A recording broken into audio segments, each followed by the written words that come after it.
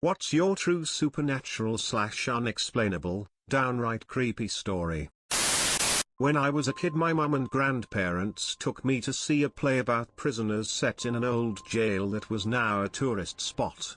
To child me, the actors were too realistic and I started crying and we had to leave. Chatting to my mum a few years ago, and apparently it wasn't a play, we just went to visit the old empty jail. We had a computer room in our house that was at the end of a hallway. So I went down the hall to use the bathroom and I could see the glow from the computer screen dimly lighting up the room. Then it looked like someone walked in front of it and cast a shadow on the wall. I jumped and then started laughing. "Geez, you scared me." I look in and there is no one in the room. I booked it out of there and avoided that bathroom for weeks. My family moved to this standard upscale suburban home after roughing it for a couple of years to save up.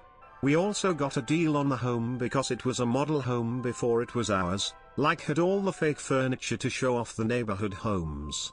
Anyways, it had this loft area with 2 stairwells that go up to it, one in the front and one in the back. You could pretty much hear everything from this loft since it was so open. One day my 2 best friends, guy and a girl, are hanging out in the loft. We were in high school and they were horny and always all over each other, whether I was in the room or not. We were watching TV and I get up to take a piss. When I left, they were all up on each other. When I came back, they were on different ends of the couch. I just heard they had gotten into a fight, so I asked what was up. "Your little sister is home," the dude says. My face turned sheet white. "What's wrong?" the girl asked. I asked them what made them think that. They said they heard her. I am sort of freaking out at this point. "No one's here," I say. "We check the house," and I'm right. Well, it turns out that before it was a model home, a family lived there and a little girl had been playing in the loft but had climbed on the railing and fell to her death below. My 2 best friends swear, to this day, that they heard what they thought was my sister laugh and run up the stairs, hitting her hands on each step like she was running up on all 4s. I never had any encounters, other than the fact that right next to where she landed was the house's central intercom. We had an intercom system in every room that you could play music through, or talk to each other. Every so often at night at the same time you'd wake up to the intercom button being pressed, and just the blank sound of static airways like someone was holding down the button but no one was speaking. My room was on the 3rd floor and I'd have to walk down to the bottom to the main unit and turn it off there. I always thought I'd see her. Last year I was staying in a hotel with my mom. One of the nights as I was laying in bed I noticed a human silhouette maybe 2 meters away from me. I figured it was just a shadow so I tried to ignore it but I couldn't. I turned the light on and obviously it disappeared, but when I shut off the lights again it came back. I tried to convince myself that it was just a shadow, but trust me when I say there was nothing in that room that could have made a shadow like that. I looked around the room several times. It also occurred to me that the shadow weren't there the previous nights, and nothing had been moved around. It looked just like a human silhouette. I never believed in ghosts, but right then and there I was terrified. I was too scared to look at it so I turned around and eventually fell asleep. I told my mom about it the next morning and she just shrugged it off. She said I was just imagining things. Fair enough. That shadow weren't there the next night. Or the next. A few days after we had gotten back home my mom was doing something in the kitchen and I was just sitting there studying. Without turning around my mom said, "Do you remember that shadow of a person you saw at the hotel?" I said yeah. My mom just said I saw it too. My blood turned to ducking ice. Mom didn't want to admit that she also saw it. I thought that she was sleeping, because she didn't want to freak me out. I'm convinced that if ghosts exist, I saw one that night. My mom thinks it was the ghost of her best friend, who had committed suicide just a few days prior. Mom had spent hours earlier that evening writing her a long letter for some kind of closure. Maybe her best friend also wanted to say goodbye.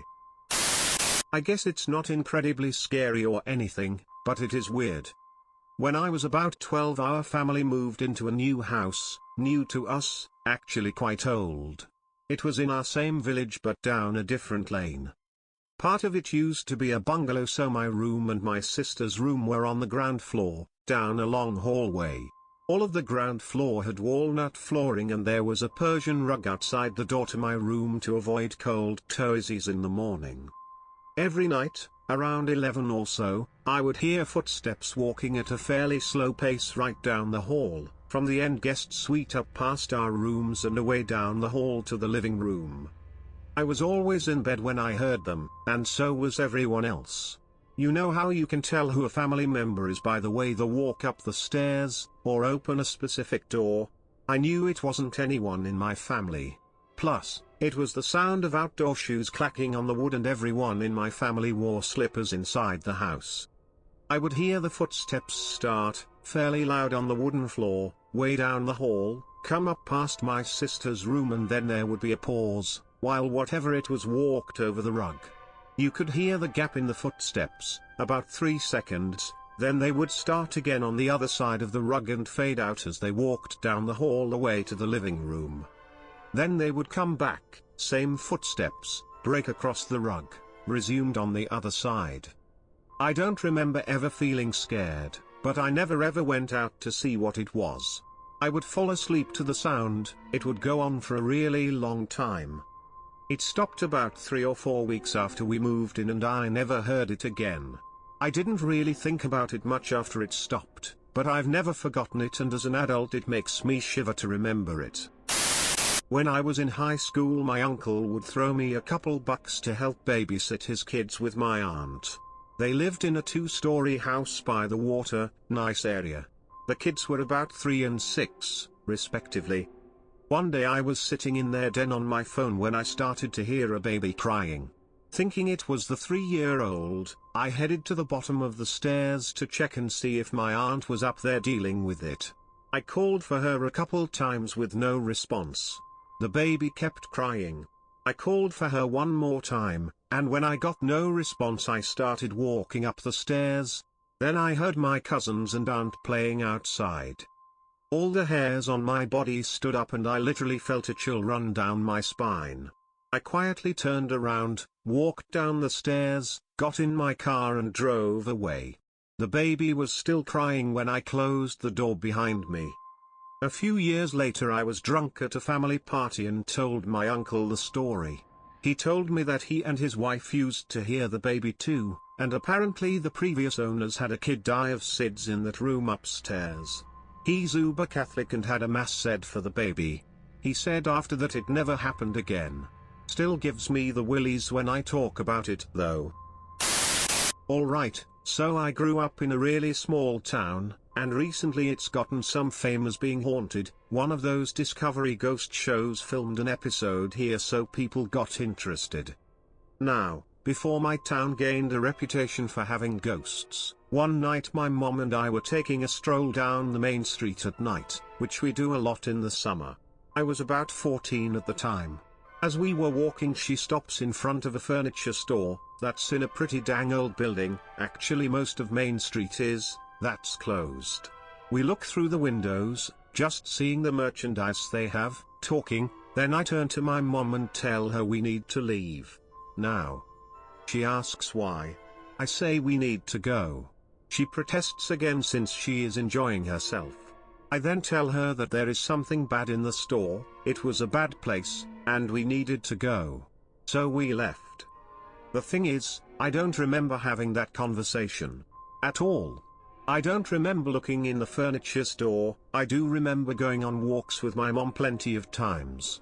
But I don't ever remember being creeped out on any of them. The only reason I know this even happened was because my mom told me this story years later, asking if I remembered doing that. So big deal, right?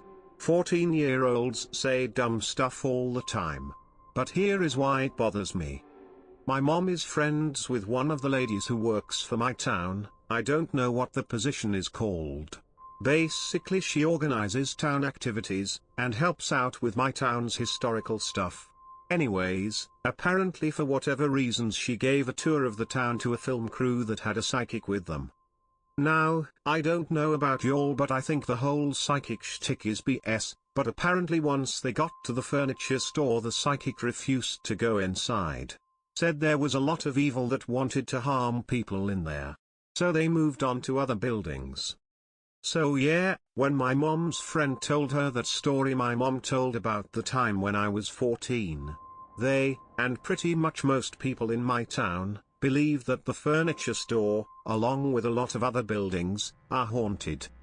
But yeah, sorry if that wasn't scary enough, it's the only thing to happen to me that truly unsettles.